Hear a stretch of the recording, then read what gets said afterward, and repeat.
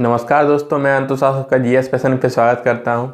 चलिए आज हम लोग बीपीएससी से रिलेटेड, चूँकि बीपीएससी का एग्ज़ाम 66 बीपीएससी का एग्ज़ाम सामने आने वाला है, उसी को मद्देनज़र रखते हुए आज हम लोग एक बढ़िया टॉपिक, यानी जिससे कि अक्सर एग्ज़ाम में क्वेश्चन पूछा गया है, बीपीएससी के हर एक एग्ज़ाम में ऐसे क्वेश्चन पूछा गया है। आपको मिनिमम 2-3 क्वेश्चन इससे देखने को मिलेगा।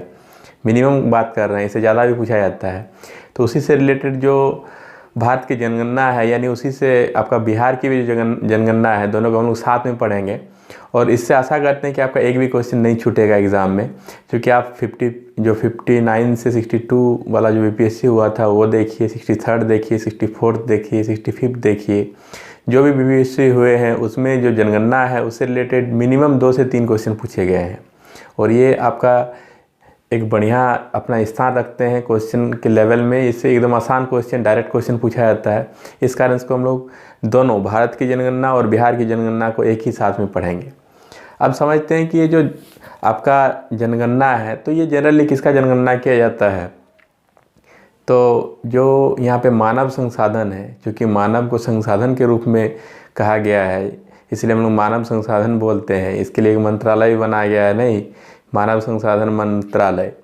क्योंकि मानव संसाधन इसीलिए कहा जाता है क्योंकि मानव के बिना कोई भी कार्य संभव नहीं होगा, और जो भी संसाधन है उसको खोजने के लिए मानव ही चाहिए। इसलिए मानव को क्या कहा जाता है? संसाधन कहा जाता है। जिस देश में मानव संसाधन यानी मानव पूंजी सबसे ज़्यादा होती है, उसकी अर्थव्यवस्था अगर वो बढ़िया करना चाहे तो बहुत ही जल्दी बढ़िया हो सकती है। नहीं, भारत में अभी मानव संसाधन की कमी नहीं है। ये विश्व में दूसरे नंबर पे आते हैं मानव संसाधन की दृष्टि से, पहले नंबर पे चीन आते हैं। तो चलिए हम लोग ये जो जनसंख्या या फिर जो जनगणना है, इसके बारे में बढ़िया से पढ़ते हैं। तो इसके बारे में आपको हिस्ट्री इसका थोड़ा बहुत पता होना चाहिए। चलिए जनगणना की हिस्ट्री के बारे में पढ़ते हैं। तो सबसे पहले जो 1872 में जो लॉर्ड मेयो साहब थे, 1872 लॉर्ड मेयो साहब ने पहली बार जनगणना को स्टार्ट किया था। ये जनगणना अनियमित था, नहीं। इसके बाद जो नियमित रूप से जनगणना स्टार्ट किया गया, ये आपका 1881 में लॉर्ड रिपन साहब ने किया। तो अक्सर एग्ज़ाम में क्वेश्चन पूछा जाता है कि जनगणना कब से स्टार्ट हुआ। तो अगर पूछा जाए कि अनियमित रूप से जनगणना कब स्टार्ट हुआ, तो 1872 में किसके द्वारा? लॉर्ड मेयो के द्वारा। और इसके बाद 1881 से नियमित रूप से जनगणना स्टार्ट हो गया। ये किसके द्वारा हुआ था? लॉर्ड रिपन के द्वारा। और उसके बाद से अभी तो जनगणना नियमित रूप से हर एक 10 वर्षों में होती आ रही है। और ये जो हम लोग का 2011 का जनगणना है, ये 15वीं जनगणना है। कितनी जनगणना है? 15वीं जनगणना है। इससे भी एग्ज़ाम में क्वेश्चन पूछा जा सकता है कि 2011 की जनगणना कितनी जनगणना है? तो 15वीं जनगणना है। हालांकि अभी जो 2021 में, यानी 11 के बाद 10 साल बाद 2021 में जो जनगणना होने वाली है, नहीं, वो अभी पूरी नहीं हुई है। वो होगा हम लोग का 16वीं जनगणना। और जब 16वीं जनगणना आ जाएगा तो 15वीं जनगणना वाला जो भी आपका डाटा है, आंकड़ा है, नहीं, ये बेकार हो जाएगा। लेकिन अभी तक चूँकि हम लोग का 16वीं जनगणना का रिपोर्ट नहीं आया है, इसलिए अभी जो भी एग्ज़ाम में क्वेश्चन पूछा जाएगा वो आपका 15वीं जनगणना से ही पूछा जाएगा। तो चलिए हम लोग 15वीं जनगणना में जो मेन फैक्ट है उसको देख लेते हैं, जिससे कि अक्सर एग्ज़ाम में क्वेश्चन पूछा जाता है। तो आइए देखते हैं। सबसे पहले अगर कुल जनसंख्या का बात किया जाए, तो भारत की कुल जनसंख्या लगभग में, चूँकि ये आपका एक्यूरेट आपको जानने की ज़रूरत नहीं है, ये लगभग में ही पूछा जाता है, तो ये 121 करोड़ है। नहीं, ये पूरे विश्व का कितना परसेंट है? 17.5% है। अगर पूरे विश्व की जनगणना से भारत की तुलना की जाए तो भारत का जो जनसंख्या है वो पूरे विश्व का कितना है? 17.5 है, 17.5% है। अब ये हो गया हम लोग भारत का कुल जनसंख्या। अब इसमें जो आपका पुरुष का हिस्सा है और जो महिला का हिस्सा है, इसको हम लोग अलग अलग देखते हैं। तो पुरुष का जो इसमें परसेंटेज है वो कितना है? 51.47% है। और जस्ट 100 से घटा दीजिए 51.47% को, तो कितना हो जाएगा आपका? 48.53%। ये किसका है? महिला जनसंख्या है। तो आप यहाँ देख सकते हैं कि पुरुष जनसंख्या महिलाओं की तुलना में क्या है? अधिक है। ये आप लिंगानुपात भी देखिएगा तब भी आपको पता चलेगा। अब देखिए, जनसंख्या की दृष्टि से अगर भारत का सबसे बड़ा राज्य देखा जाए तो वो यूपी है।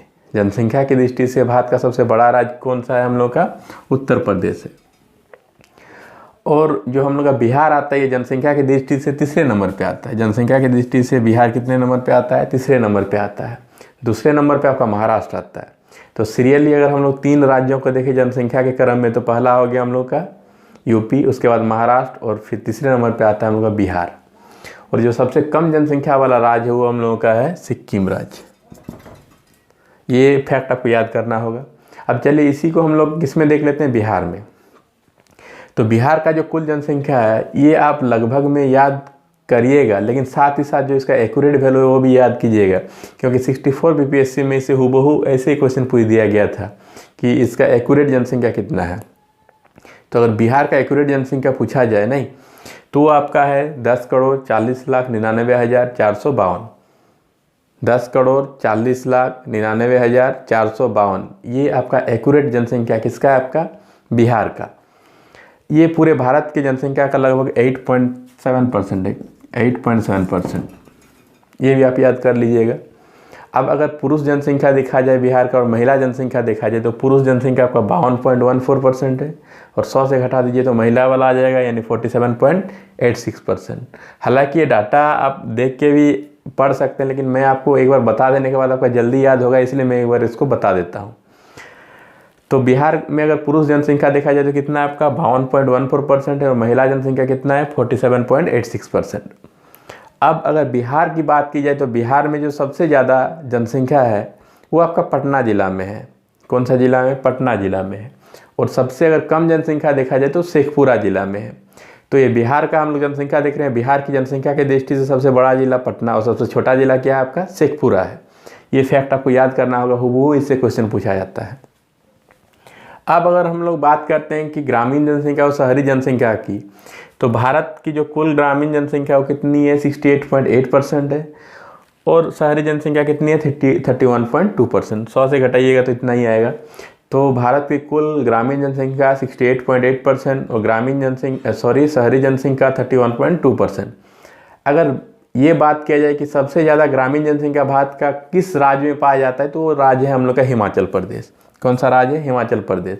और सबसे कम ग्रामीण जनसंख्या वाला राज्य तो गोवा, यानी यहाँ पे शहरी जनसंख्या सबसे ज़्यादा रहती है। जो हिमाचल प्रदेश वहाँ आपका 90% से भी ज़्यादा जो आदमी है वो कहाँ पे रहते हैं, ग्रामीण क्षेत्रों में रहते हैं। और जो गोवा है वहाँ 60% से भी ज़्यादा आदमी कहाँ पे रहते हैं, आपका शहर में रहते हैं। तो इस प्रकार से ये हम लोग देख लिए पूरे भारत के लिए। अब हम लोग आते हैं बिहार में। तो बिहार में जो आपका ग्रामीण जनसंख्या है वो कितना 88.7%। अगर देखा जाए तो हिमाचल प्रदेश पहले नंबर पे आता है ग्रामीण जनसंख्या की दृष्टि से और दूसरे नंबर पे कौन आता है, तो हम लोग का यहीं बिहार ही आता है। दूसरे नंबर पे कौन सा राज्य आता है हम लोगों का ग्रामीण जनसंख्या की दृष्टि से, बिहार आता है। इसकी ग्रामीण जनसंख्या कितना है 88.7% और शहरी जनसंख्या 11.3% है। अगर बिहार का बात किया जाए तो बिहार का जो आपका पटना जिला है, समस्तीपुर जिला है, तो समस्तीपुर जिला आपका ग्रामीण जनसंख्या की दृष्टि से सबसे बड़ा जिला है। और अगर शहरी जनसंख्या की दृष्टि से देखा जाए तो पटना जिला होगा, क्योंकि पटना तो उसका राजधानी है तो होना ही है। तो इसको आप आसानी से याद कर सकते हैं कि बिहार का समस्तीपुर जिला ग्रामीण जनसंख्या की दृष्टि से सबसे बड़ा जिला है और जो पटना जिला है वो शहरी जनसंख्या की दृष्टि से सबसे बड़ा जिला है। अब हम लोग बात करते हैं दशकीय वृद्धि। ये दशकीय वृद्धि असल में होता क्या है कि 10 वर्षों में कितना ज़्यादा वृद्धि हुआ है जनसंख्या में, इसी को कहा जाता है दशकीय वृद्धि। अब देखिए दशकीय वृद्धि जो है हम लोग का वो पूरे भारत का अगर देखा जाए तो 17.7% हुआ है। पूरे भारत का दशकीय वृद्धि कितना हुआ है 17.7% हुआ है। और वहीं अगर आपका देखा जाए कि किस राज्य में दशकीय वृद्धि सबसे ज़्यादा हुआ है तो आपका जो मेघालय राज्य है वहाँ पे दशकीय वृद्धि सबसे ज़्यादा हुआ है। कितना हुआ है 27.9%। और जो सबसे कम हुआ है जैसे कि वृद्धि वो नागालैंड में हुआ, वो माइनस में चल गया, यानी वहाँ बढ़ने के बजाय क्या हो गया, घट गया जनसंख्या। तो ये क्वेश्चन बना है आपका बीपीएससी का कि किस राज्य में दशकीय वृद्धि सबसे ज़्यादा हुआ है, सबसे कम हुआ है। तो अगर देखा जाए तो मेघालय राज्य का दशकीय वृद्धि सबसे ज़्यादा है और नागालैंड राज्य का दशकीय वृद्धि सबसे कम है। अब अगर हम लोग आते हैं बिहार में, तो बिहार में आपका जो दशकीय वृद्धि वो 25.4% है और ये दशकीय वृद्धि से की दृष्टि से देश का तीसरा राज्य है। यानी पहला राज्य जो सबसे ज़्यादा दशकीय वृद्धि किया है वो मेघालय और जो तीसरा राज्य है वो क्या हम लोग का बिहार है। यहाँ पे दशकीय वृद्धि आपका 25.4% हुआ है। अब देखते हैं कि बिहार के किस जिले में दशकीय वृद्धि सबसे ज़्यादा हुई है और किस जिले में सबसे कम। तो मधेपुरा जो जिला है बिहार का, वहाँ पे दशकीय वृद्धि सबसे ज़्यादा हुआ है। और जो गोपालगंज जिला है जो कि लालू बाबा का जिला है, नहीं लालू जी वहीं से पैदा हुए थे, गोपालगंज से ही। हालांकि गोपालगंज की धरती ने बहुत सारे लीजेंड आदमी को पैदा किया है। और जो सबसे कम दशकीय वृद्धि है वो क्या हम लोग का गोपालगंज है। तो आशा करती हैं आपको समझ में आ गया होगा। अब देखिए हम लोग बात करते हैं तो लिंगानुपात का। ये लिंगानुपात असल में होता क्या है, तो पुरुषों की तुलना में महिलाओं की संख्या को हम लोग क्या बोलते हैं, लिंगानुपात बोलते हैं। कि 1000 पुरुष की तुलना में कितनी महिलाएं उपस्थित है, इसको हम लोग क्या बोलते हैं, लिंगानुपात बोलते हैं। तो भारत का जो लिंगानुपात है वो कितना है, 943। ये याद रखिएगा, भारत का जो लिंगानुपात है वो कितना है, 943। भारत का लिंगानुपात की दृष्टि से जो सबसे शीर्ष स्थान पर जो राज्य उपस्थित है वो केरल है। वहाँ का लिंगानुपात कितना है, 1084। यानी 1000 लड़कों पे 1084 लड़कियां उपस्थित है। यानी 84 लड़की को शादी करने के लिए एक ही लड़का को दो शादी करना होगा, तब ना पूरा होगा। 84 लड़की ने तो ऐसे तो नहीं ना बैठ जाएगी। चलिए मजाक था। और हरियाणा जो है आपका, हरियाणा आपका लिंगानुपात की दृष्टि से सबसे निचले स्तर का राज्य है, जिसका लिंगानुपात कितना है आपका, 879 है।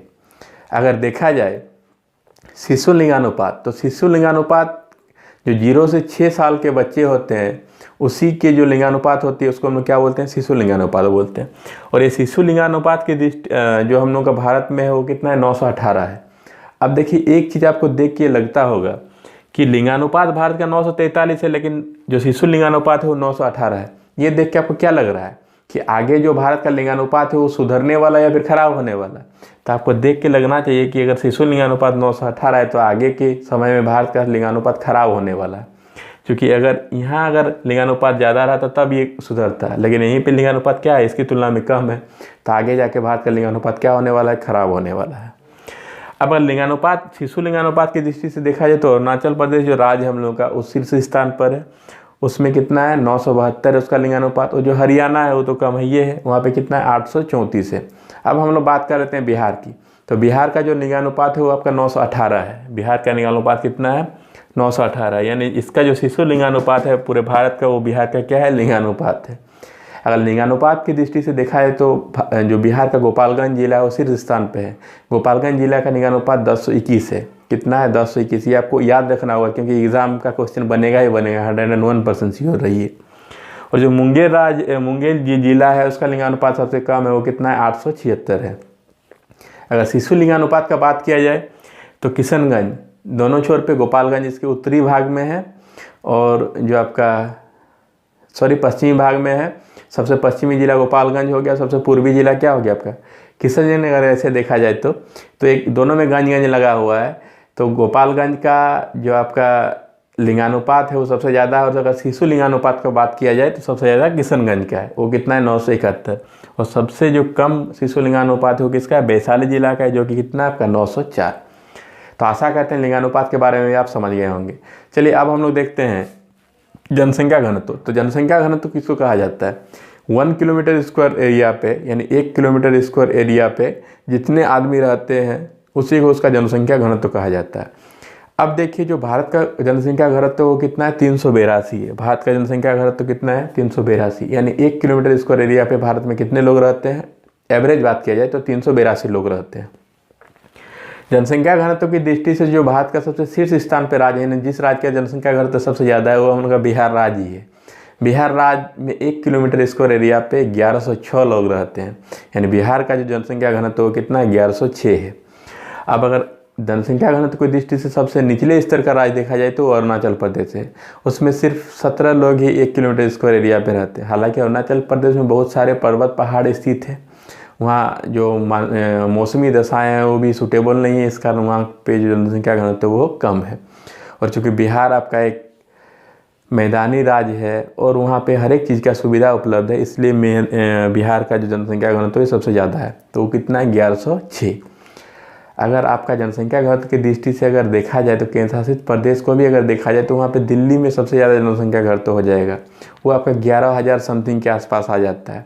लेकिन उसको अभी हम लोग को नहीं देखते हैं। राज्य की दृष्टि से अगर देखा जाए तो बिहार राज्य क्या है, जनसंख्या घनत्व की दृष्टि से सबसे शीर्ष राज्य है, जहाँ पे जनसंख्या घनत्व कितना है, 1106 है।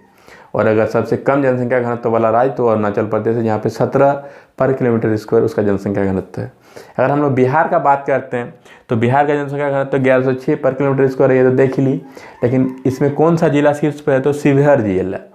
जो शिवहर जिला है इसका जनसंख्या घनत्व कितना है, 1880 है। यानी 1 किलोमीटर स्क्वायर एरिया पे 1880 आदमी रहते हैं।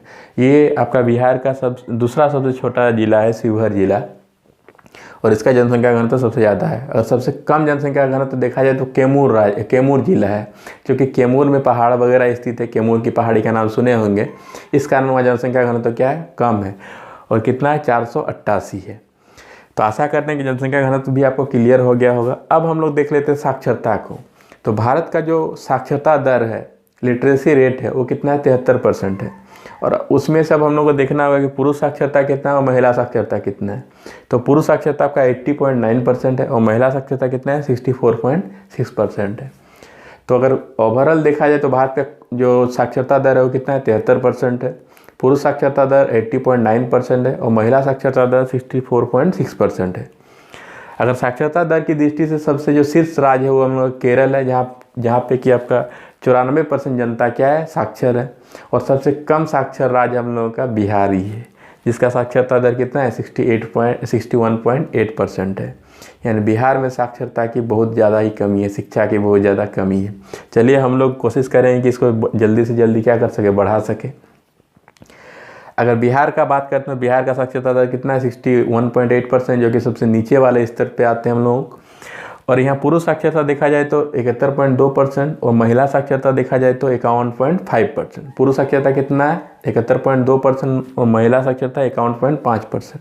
साक्षरता की दृष्टि से अगर देखा जाए तो बिहार का जो रोहतास जिला है वो शीर्ष स्थान पे है, और जो बिहार का सहरसा जिला है वो निम्न स्थान पे, पूर्णिया जिला जो है वो कौन सा है, निम्न स्थान पे। तो आपका साक्षरता की दृष्टि से बिहार का कौन सा जिला शीर्ष स्थान पे है, तो रोहतास जिला, और निम्न स्थान पे कौन है, आपका पूर्णिया। पुरुष साक्षरता की दृष्टि से भी देखा जाए तो आपका रोहतास जिला शीर्ष पे है और पूर्णिया जिला निम्न पे है। लेकिन अगर महिला साक्षरता का बात किया जाए तो आपका रोहतास जिला तो शीर्ष स्थान पे है, लेकिन सहरसा जिला क्या आ जाता है, आपका निम्न स्थान पे आ जाता है। ये याद रखिएगा। आशा करते हैं कि इस पूरे जनगणना को आप लोगों ने बढ़िया से समझा होगा। आप लोग इसको और 2-3 बार वीडियो को देखिएगा तो ये पूरा जनगणना आपको याद हो जाएगा, और ये बहुत ही हेल्पफुल है। आप एग्ज़ाम में इससे 101% श्योर रहिए कि इससे आप 2-3 क्वेश्चन आसानी से बना के आइएगा। और चूँकि बीपीएससी का एग्ज़ाम का सामने ही है, लगभग 1 महीना बाकी है, तो इसको एग्ज़ाम के 2-3 दिन पहले भी इस वीडियो के बाद देख लीजिएगा, तो आपको सारा फैक्ट याद रहेगा और वहाँ एग्ज़ाम में आपको टिक मारने में दिक्कत नहीं होगा। चलिए हम लोग नेक्स्ट वीडियो में कुछ नया टॉपिक के साथ मिलते हैं। तब तक के लिए धन्यवाद।